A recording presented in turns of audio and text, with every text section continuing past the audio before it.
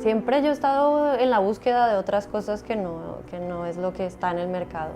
Pero también hay algunos aparatos que me funcionan y que los uso como de otra manera. Por ejemplo, antes de empezar a hacer estas cosas también desarmé teléfonos para meterles ahí cosas y que sonaran, ¿no? Que cuando marcabas un número pues te daba un sonido de otra cosa o algo así. O sea, esa idea siempre la he tenido.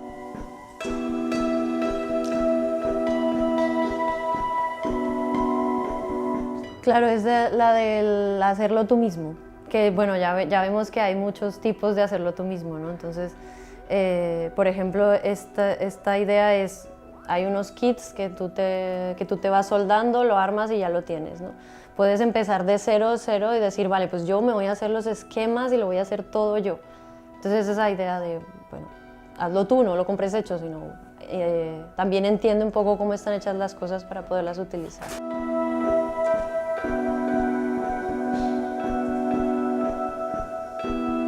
Yo voy más por el lado de la investigación y lo bueno es que ahora pues está internet ahí y un montón de gente que está poniendo cosas desde hace muchos años en internet, ¿no? Entonces yo he ido aprendiendo conocimientos técnicos, pero tampoco soy electrónica ni nada, sino yo estudié música y me interesa investigar acerca del tema. Entonces si necesito un sonido en concreto o quiero hacer algo en concreto, pues voy y busco en internet a ver quién lo ha hecho ya. Y más o menos pues reacomodo las cosas y le doy vueltas para que yo los pueda utilizar o para que otros lo puedan utilizar también.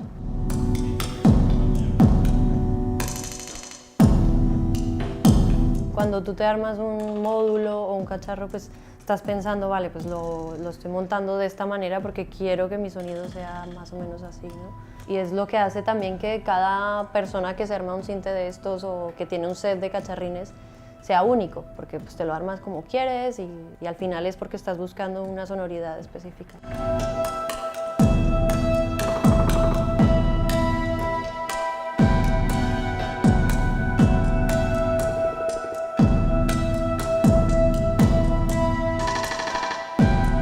El projecte amb més ressò i més èxit mediàtic és, òbviament, Reactable, sí.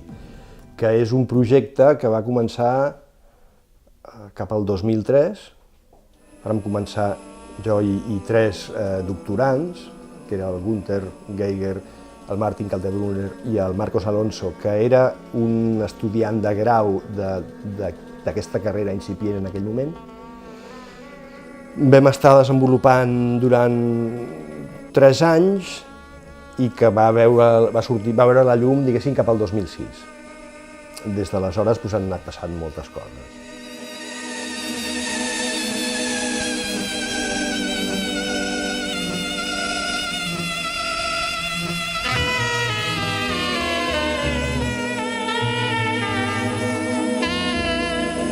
Era el principi de YouTube i vàrem tenir la idea, a finals del 2006, de fer un vídeo.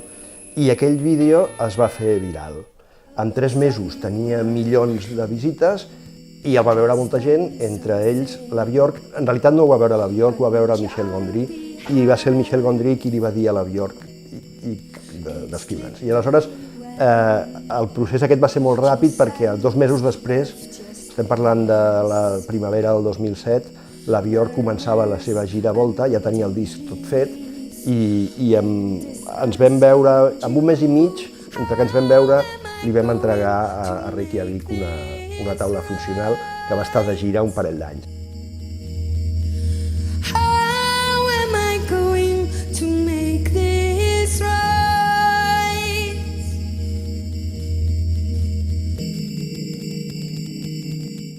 Els ordinadors, un cop els hi saps dir les coses, ho fan i no es cansen i no s'avorreixen.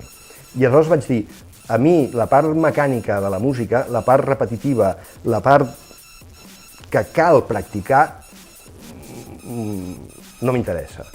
Doncs deixaré aquesta part per als ordinadors. I va ser així, i l'any 82 vaig dir, em convertiré en un improvisador digital. No vaig pensar en aquell moment en un luthier digital, en un improvisador digital.